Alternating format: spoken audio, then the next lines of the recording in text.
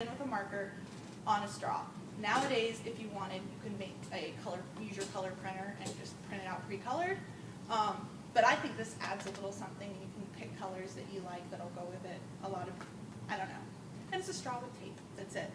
And then when you're telling the story, you can just stick it up here. So you have your castle, and you have your beast, and then this is the Papa. This is Papa. Now this one, I don't know if the witch was lost or if they didn't make a witch. I was out of work all last week, and I had all this at my house. I really hope nobody tried to use it because I have everything at my house this week. But there's no witch. But what's awesome is we have like 20 of these. So all you have to do is find one with an old lady, and you can make your own. You can just switch them out and make your own. So you basically just tell the story. And I'm not going to tell this one because it's quite long, and my throat is not the greatest right now. But so this is what the kids see. And you can manipulate them. You can have them before you stick them. But then if you want them to kind of just stand there, it's nice because it's stuck. And then you have the whole scene set. And you have your hands free. And you have your hands free to do whatever you want. I read this one for the first time last night to my kids. This is a story that you wouldn't necessarily be manipulating all the characters as you go along. You would just move them. So like you start out and you're like, you know, there's a prince and he's in his castle. And one night a witch or old lady comes and wants to, you know, stay for the night looking for a warm place to stay. And he's like, no, I need to have the old lady. There's no old lady. It really kills me. I don't know what happened to it. And then, you know, and then Papa goes on his trip and he comes along. And but it's more about this is more of like a addition to the story than being the main focus of that one. So you mean you're telling the it's more like story, I'm telling the story and you're I'm illustrating the Yes, highlights. I'm illustrating the highlights of the story rather than using these as puppets. Right, because you'd have a lot of moving Yes. around and it gets And distracting. I noticed that doing it with my kids, that I couldn't keep up with it without losing my place in the story. I'm sure if I had taken the time to memorize it, it would have been a little bit easier. Well, you're doing a little abbreviated theater because it's on your laptop, so you can do that. You don't have to do the whole show, but telling the story is important. Yeah. This is the one I made. I made this week at home on my deathbed.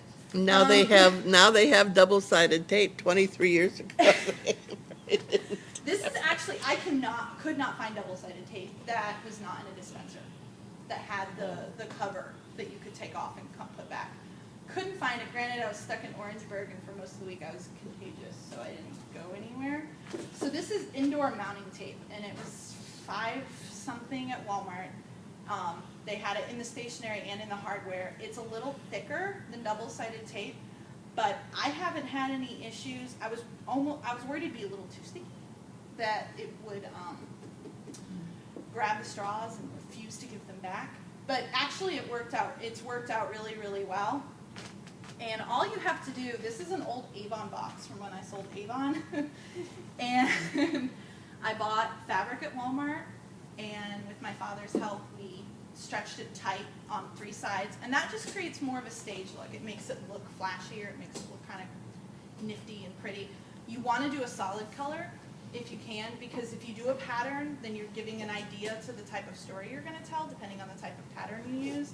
And then sometimes the kids will get distracted and start walking up and tracing it, and I'm like, so I say stick to a solid color. We added some poster board down here. This one doesn't have it.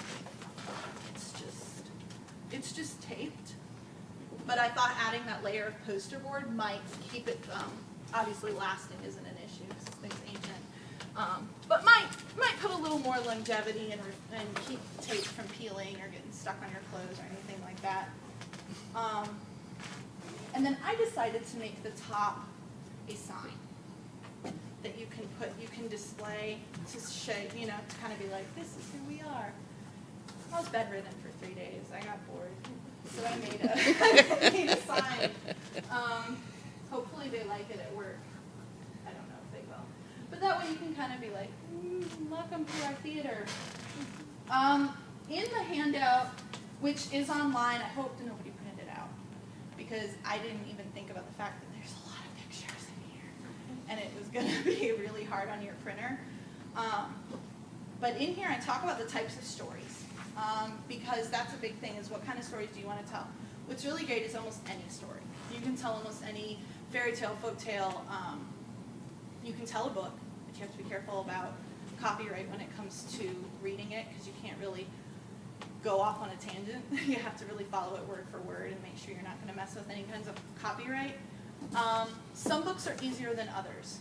I have here If You Give a Mouse a Cookie by Laura Numeroff.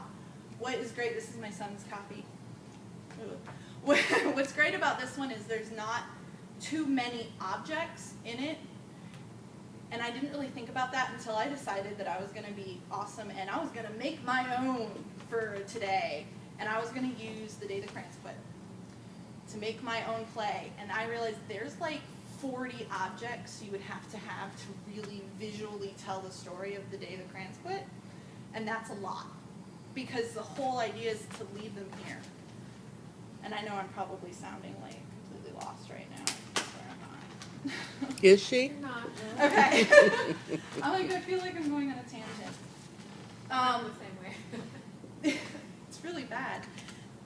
This is, I wanna tell this story, but at the same time I wanna tell you, the kids really like this. I had my 10-year-old last night and my 11-year-old, excuse me, my 11-year-old and my 6-year-old, and both of them really enjoyed watching it.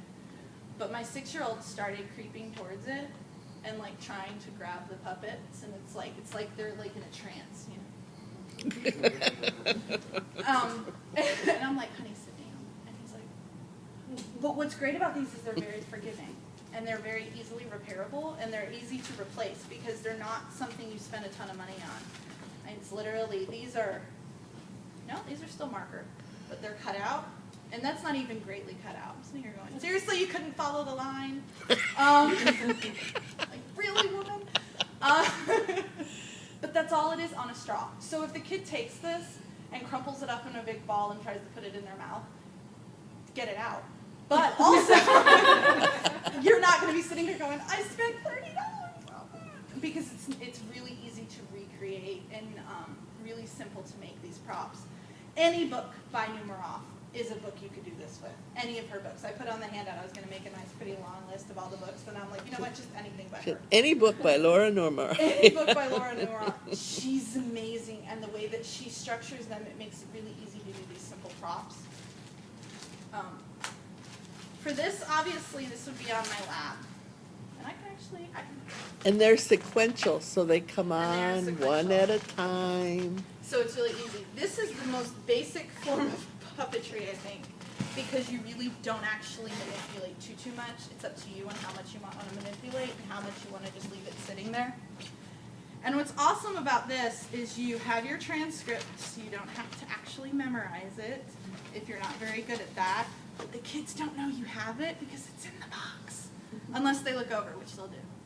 And then I like to try to lay the props out in time so that when I pull them, they're in order. And I'm going to try to do this without like being embarrassed. Children are so much easier to do things like this in front of. Alright, so this is If You Give a Mouse a Cookie by Laura Numeroff. And am I pronouncing her name right?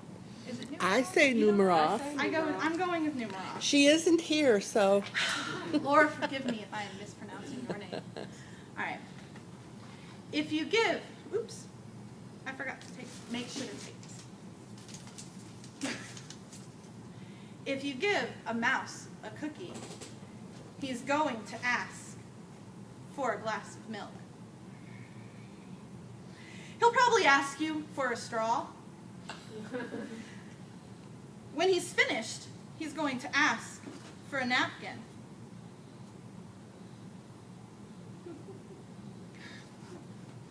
And then he'll want to look in the mirror to make sure that he does not have a milk mustache.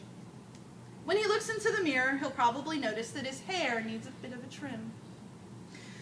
So he'll probably ask for a pair of nail scissors.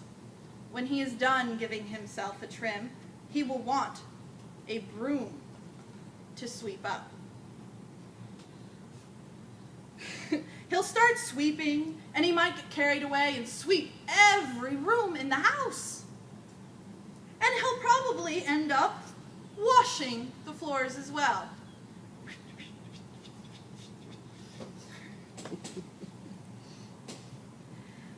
When he's done, he'll probably want to take a nap. You'll have to fix up a little box for him with a blanket and a pillow.